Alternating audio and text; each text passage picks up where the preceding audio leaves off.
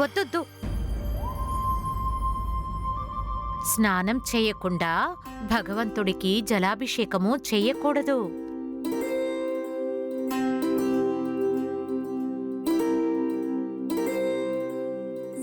ఎందుకమ్మా?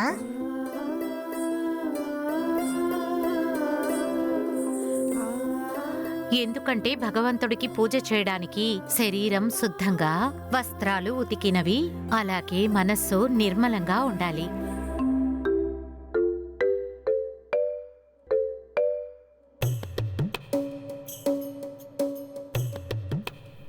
పిల్లల మనసు ఎప్పుడూ నిర్మలంగా ఉంటుంది. చివరికి వారు ఎంత అల్లరివారైనా సరే.